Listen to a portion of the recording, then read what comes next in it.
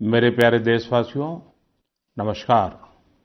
Corona के प्रभाव से हमारी मन की बात भी अछूती नहीं रही है।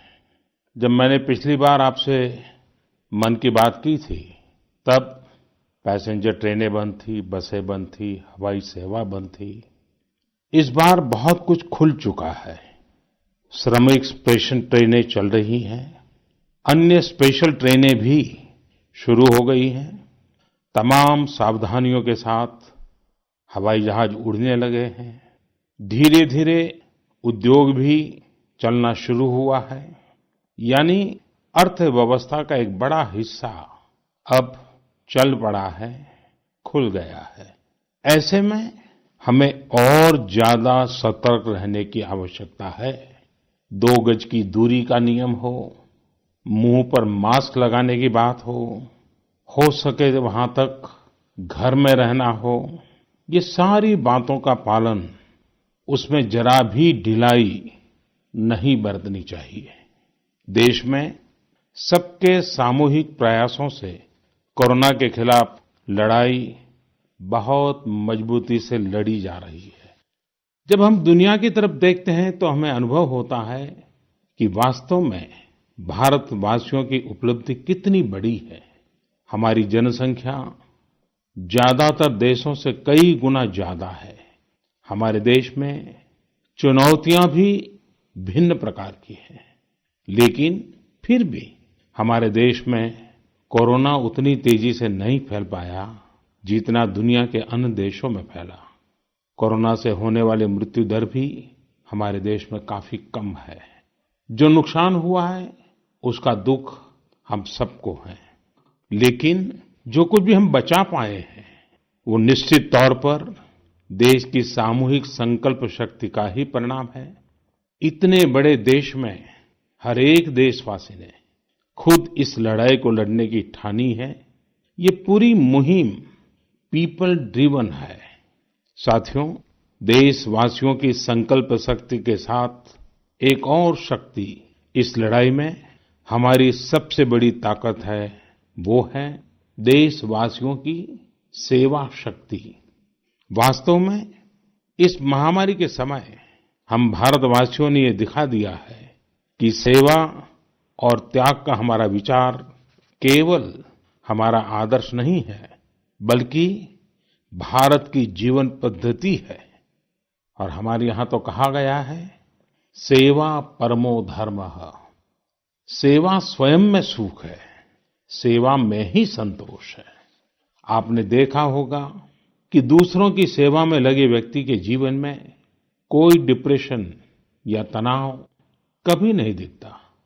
उसके जीवन में, जीवन को लेकर उसके नजरिए में भरपूर आत्मविश्वास, सकारात्मकता और जीवंतता प्रतिपल नजर आती है।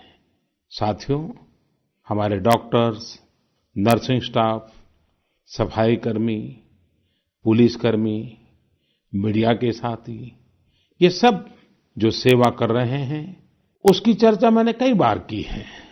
मन की बात में भी मैंने उसका जिक्र किया है।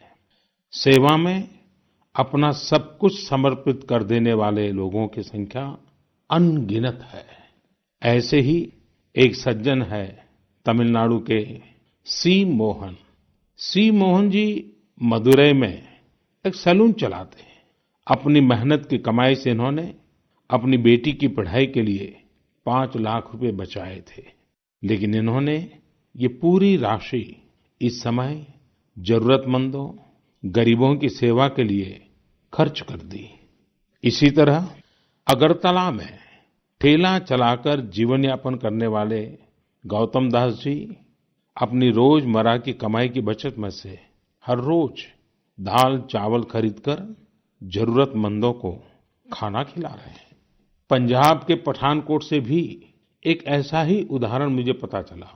यहाँ दिव्यांग भाई राजू ने दूसरों की मदद से जोड़ी गई छोटी सी पूंजी से 3000 से अधिक मास्क बनवाकर लोगों में बांटे। भाई राजू ने इस मुश्किल समय में करीब 100 परिवारों के लिए खाने का राशन भी जुटाया। देश के सभी इलाकों से विमेन सेल्फ हेल्प ग्रुप के परिश्रम की भी अनगिनत कहानियां इन दिनों हमारे सामने आ रही है। गांवों में, छोटे कस्बों में हमारी बहनें, बेटियां हर दिन हजारों की संख्या में मास्क बना रही हैं। तमाम सामाजिक संस्थाएं भी इस काम में इनका सहयोग कर रही हैं। साथियों, ऐसे कितने ही उदाहरण हर दिन दिखाई और सुनाई पड़ रहे हैं। कितने ही लोग खुद भी मुझे नमो ऐप और अन्य माध्यमों के जरिए अपने प्रयासों के बारे में बता रहे हैं। कई बार समय की कमी के चलते मैं बहुत से लोगों का, बहुत से संगठनों का, बहुत सी संस्थाओं का नाम नहीं ले पाता हूँ। सेवाभाव से लोगों की मदद कर रहे ऐसे सभी लोगों की मैं प्रशंसा करता हूँ, उनका आदर करता हूँ, उनका तहे दिल से अभिनंदन करता हूँ।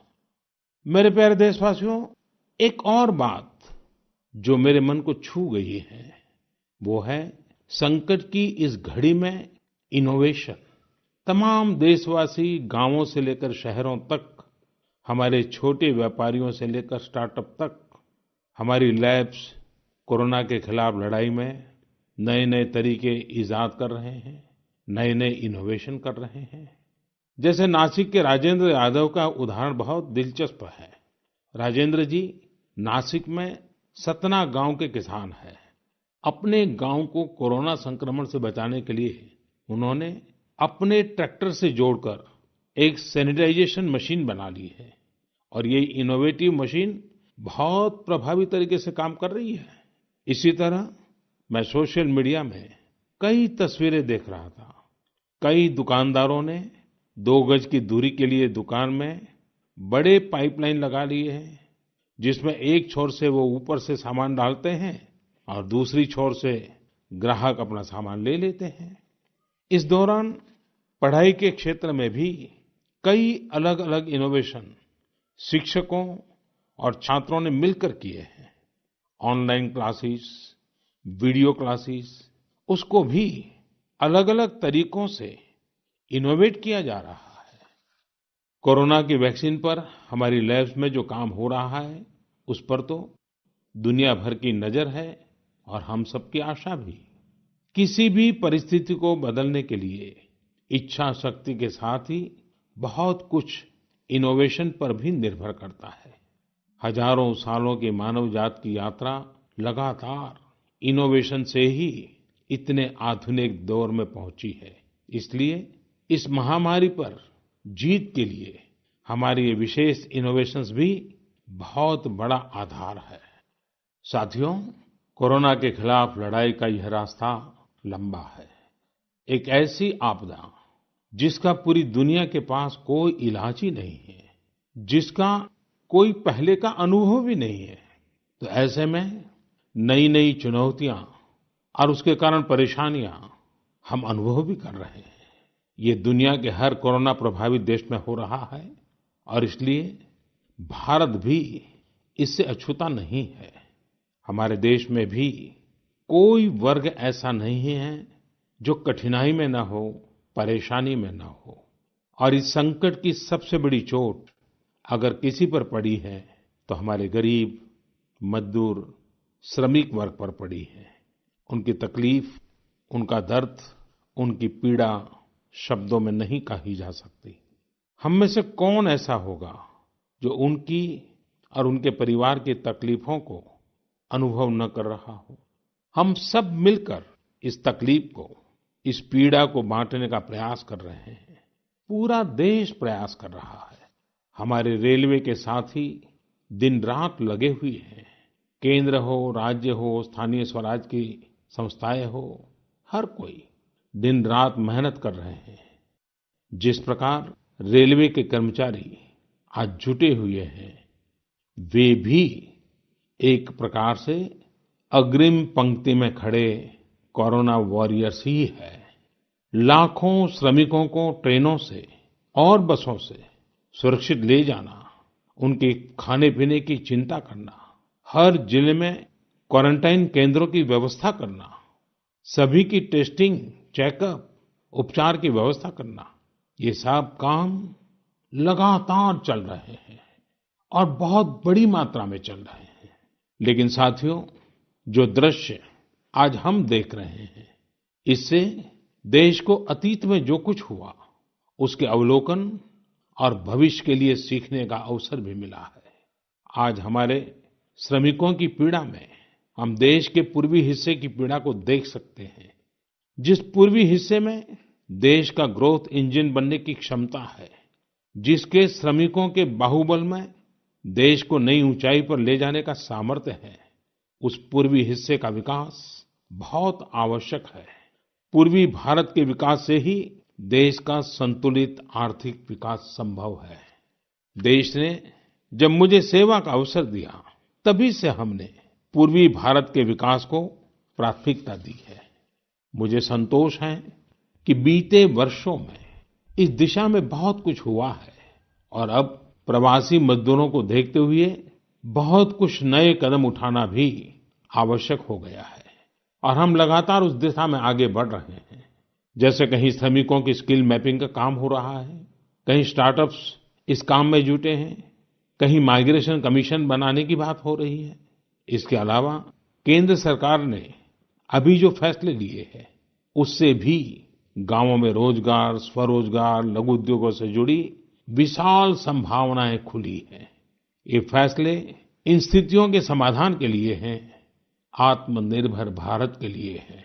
अगर हमारे गांव आत्मनिर्भर होते, हमारे कस्बे, हमारे जिले, हमारे राज्य आत्मनिर्भर होते, तो अनेक समस्याओं ने वो रूप नहीं लिया होता जिस रूप में वो आज हमारे सामने खड़ी है।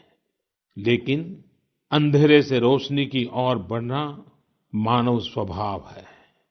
तमाम चुनौतियों के बीच मुझे खुशी है कि आत्मनिर्भर भारत पर आज देश में व्यापक मंथन शुरू हुआ है। लोगों ने अब इसे अपना अभियान बनाना शुरू किया है। इस मिशन का नेतृत्व देशवासी अपने हाथ में ले रहे हैं।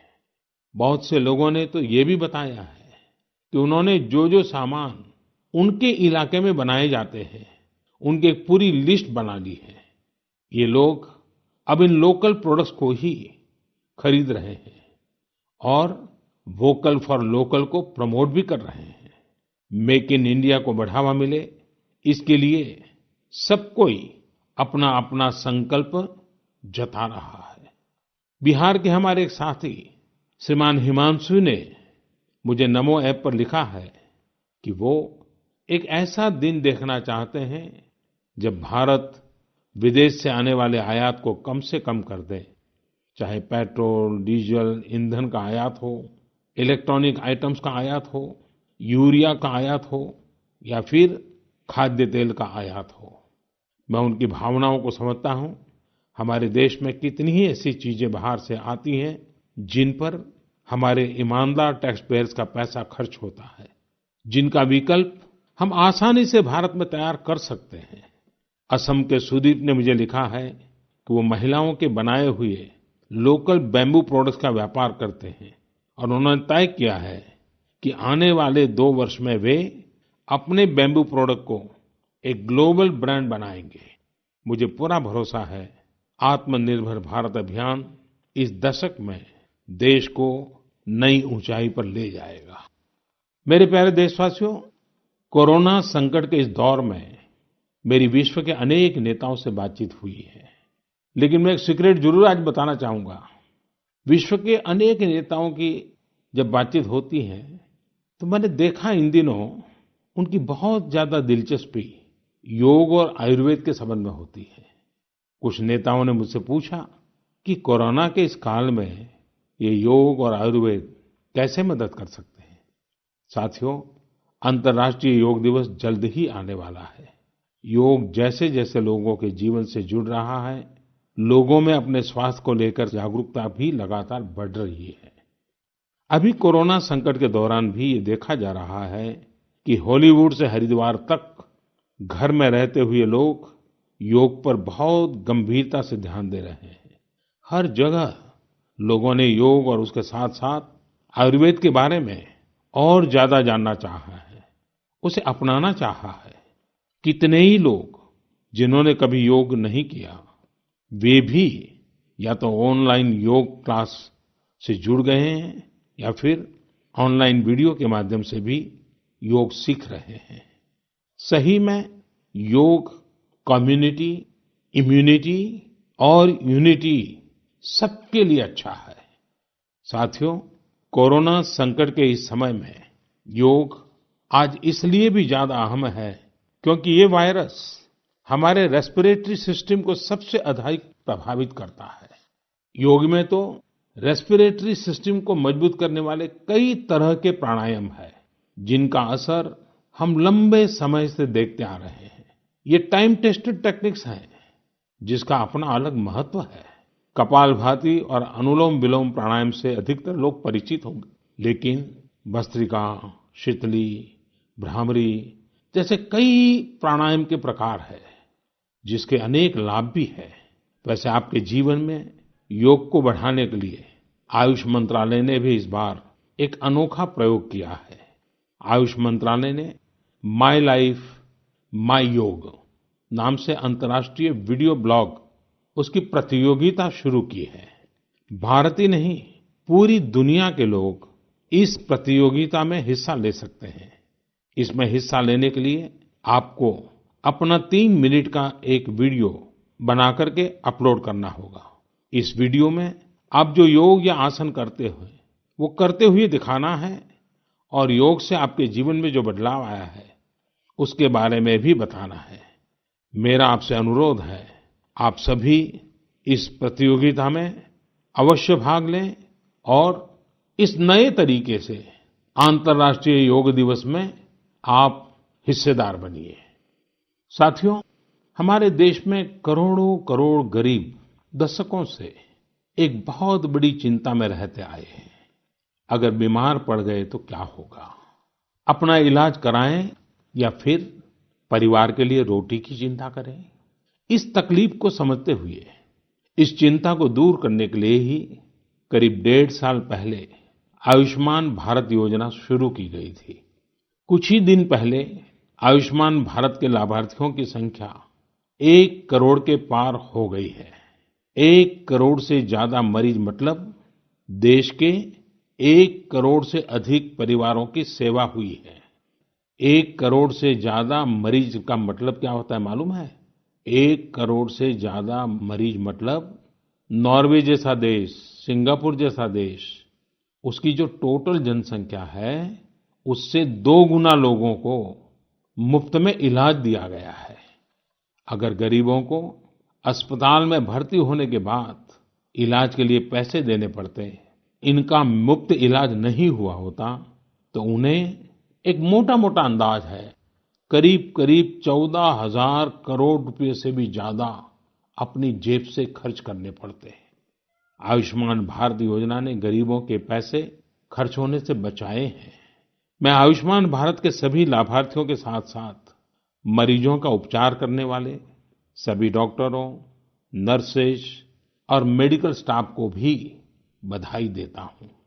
आयुष्मान भारत योजना के साथ एक बहुत बड़ी विशेषता पोर्टेबिलिटी की सुविधा भी है। पोर्टेबिलिटी ने देश को एकता के रंग में रंगने में भी मदद की है।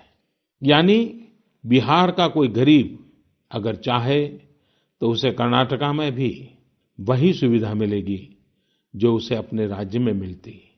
इसी तरह महाराष्ट्र का कोई गरीब चाहे तो उसे इलाज की वही सुविधा तमिलनाडु में मिलती। इस योजना के कारण किसी क्षेत्र में जहां स्वास्थ्य की व्यवस्था कमजोर है, वहां के गरीब को देश के किसी भी कोने में उत्तम इलाज कराने की सहूलियत मिलती है। साथियों, आप ये जानकर हैरान रह जाएंगे कि 1 करोड़ लाभार्थियों में से 80% लाभार्थी देश के ग्रामीण इलाकों के हैं। इनमें भी करीब-करीब 50% लाभार्थी हमारी माताएं, बहनें और बेटियां हैं। इन लाभार्थियों में ज्यादातर लोग ऐसी बीमारियों से पीड़ित थे जिनका इलाज सामान्य दवाओं से संभव नहीं था। इनमें से 70% लोगों की सर्जरी की गई है। आप अनुमान लगा सकते हैं कि कितनी बड़ी तकलीफों से इन लोगों को मुक्ति मिली है। मणिपुर के चुराचांदपुर में 6 साल के बच्चे केलेनसांग, उसको भी इसी तरह आयुष्मान योजना से नया जीवन मिला है। केलेनसांग को इतनी छोटी उम्र में ब्रेन की गंभीर बीमारी हो गई। इस बच्चे के पिता दिहाड़ी मजदूर हैं और माँ बुनाई का काम करती हैं। ऐसे में बच्चे का इलाज कराना बहुत कठिन हो रहा था, लेकिन आयुष्मान भारत योजना से अब उनके बेटे का मुफ्त इलाज हो गया है। कुछ इसी तरह का अनुभव पुडुचेरी की अमूर्था वल्ली जी का भी है। उनके लिए भी आयुष्मान भारत योजना संकट मोचक बनकर आई है। अमूर्था वल्ली जी के पति की हार्ट अटैक से दुखद मृत्यु हो चुकी है। उनके 27 साल के बेटे जीवा को भी हार्ट की बीमारी थी। डॉक्टर्स ने जीवा के लिए सर्जरी की सलाह दी थी, लेकिन दिहाड़ी मजदूरी करने वाले जीवा के लिए अपने खर्च से इतना बड़ा ऑपरेशन करवाना संभव ही नहीं था। लेकिन अमूर्था वल्ली ने अपने बेटे का आयुष्मान भारत योजना में रजिस्ट्रेशन करवाया और 9 दिनों बाद बेटे जीवा के हार्ट की सर्जरी भी हो गई। साथियों, मैंने आपको सिर्फ 3-4 घटनाओं का जिक्र किया है। आयुष्मान भारत से तो ऐसी 1 करोड़ से अधिक कहानियां जुड़ी हुई है। ये कहानियां जीते जागते इंसानों की हैं। दुख तकलीफ से मुक्त हुए हमारे अपने परिवारजनों की है। आपसे मेरा आग्रह है, कभी समय मिले तो ऐसे व्यक्ति से जरूर बात करिएगा जिसने आयुष्मान भारत योजना के तहत अपना इलाज कराया हो। आप देखेंगे कि जब एक गरीब बीमारी से बाहर आता है तो उसमें गरीबी से लड़ने की भी ताकत नजर आने लगी है। और मैं हमारे देश के ईमानदार टैक्स पेयर से कहना चाहता हूं, आयुष्मान भारत योजना के तहत जिन गरीबों का मुफ्त इलाज हुआ है, उनके जीवन में जो सुख आया है, संतोष मिला है, उस पुण्य के असली हकदार आप भी हैं। हमारा ईमानदार टैक्स पेयर भी इस पुण्य का हकदार है। मेरे प्यारे देशवासियों, एक तरफ हम महामारी से लड़ रहे हैं तो दूसरी तरफ हमें हाल में पूर्वी भारत के कुछ हिस्सों में प्राकृतिक आपदा का भी सामना करना पड़ा है। पिछले कुछ हफ्तों के दौरान हमने पश्चिम बंगाल और उड़ीसा में सुपर साइक्लोन अम्फान का कहर देखा। तूफान से अनेकों घर तबाह हो गए, किसानों को भी भारी नुकसान हुआ। हालात का जायजा लेने के लिए मैं पिछले हफ्ते उड़ीसा और पश्चिम बंगाल गया था। पश्चिम बंगाल और उड़ीसा के लोगों ने जिस हिम्मत और बहादुरी के साथ हालात का सामना किया है, प्रशंसनीय है। संकट की इस घड़ी में देश भी हर तरह से वहां के लोगों के साथ खड़ा है। साथियों, एक तरफ जहां पूर्वी भारत तूफान से आई आपदा का सामना कर रहा है, वहीं दूसरी तरफ देश के कई हिस्से टिड्डियों या लोकस्ट के हमले से प्रभावित हुए हैं। इन हमलों ने फिर हमें याद दिलाया है कि ये छोटा सा जीव कितना नुकसान करता है। टिड्डी दल का हमला कई दिनों तक चलता है। बहुत बड़े क्षेत्र पर इसका प्रभाव पड़ता है। भारत सरकार हो, राज्य सरकार हो, कृषि विभाग हो, प्रशासन भी इस संकट के नुकसान से बचने के लिए, किसानों की मदद करने के लिए आधुनिक संसाधनों का भी उपयोग कर रहा है। नए-नए आविष्कार की तरफ भी ध्यान दे रहा है। और मुझे विश्वास है कि हम सब मिलकर के हमारे कृषि क्षेत्र पर ये जो संकट आया है, उससे भी लोहा लेंगे, बहुत कुछ बचा लेंगे। मेरे प्यारे देशवासियों, कुछ दिन बाद ही 5 जून को पूरी दुनिया विश्व पर्यावरण दिवस मनाएगी। विश्व पर्यावरण दिवस पर इस साल की थीम है बायोडायवर्सिटी, यानी जैव विविधता। वर्तमान परिस्थितियों में यह थीम विशेष रूप से महत्वपूर्ण है। लॉकडाउन के दौरान पिछले कुछ हफ्तों में जीवन की रफ्तार थोड़ी धीमी जरूर हुई है, लेकिन इससे हमें अपने आसपास प्रकृति की समृद्ध विविधता को, जैव विविधता को करीब से देखने का अवसर भी मिला है।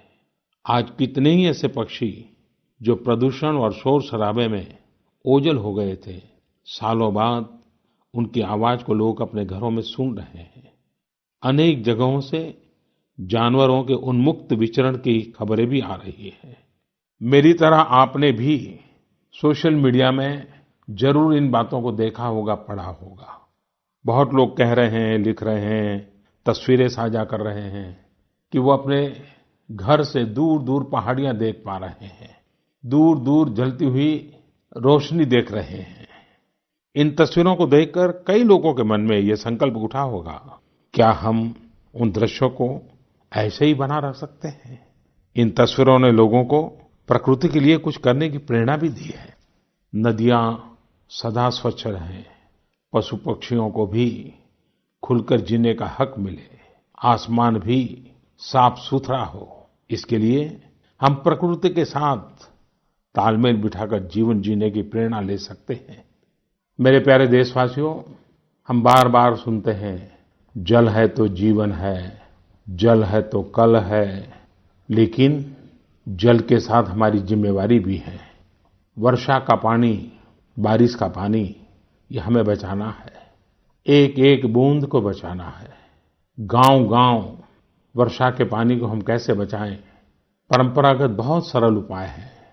उन सरल उपाय से भी हम पानी को रोक सकते हैं।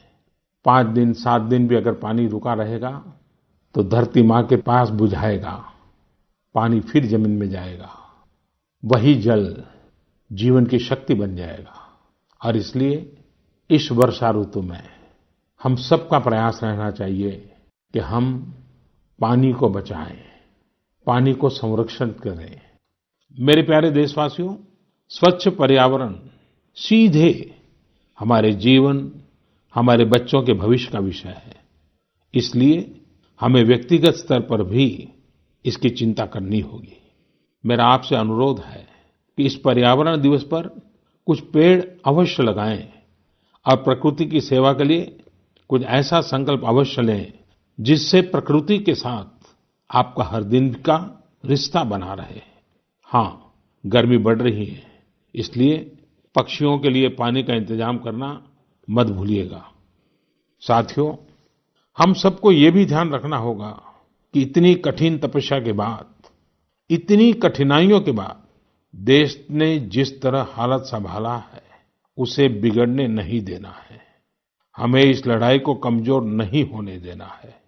हम लापरवाह हो जाएं, सावधानी छोड़ दें, ये कोई विकल्प नहीं है। कोरोना के खिलाफ लड़ाई अब भी उतनी ही गंभीर है। आपको, आपके परिवार को कोरोना से अभी भी उतना ही गंभीर खतरा हो सकता है। हमें हर इंसान की जिंदगी को बचाना है।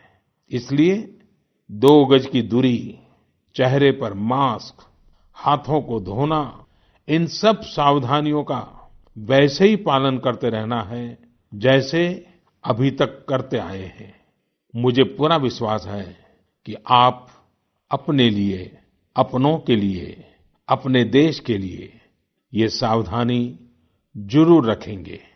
इसी विश्वास के साथ आपके उत्तम स्वास्थ्य के लिए मेरी हार्दिक शुभकामनाएं हैं। अगले महीने फिर एक बार मन की बात अनेक नए विषयों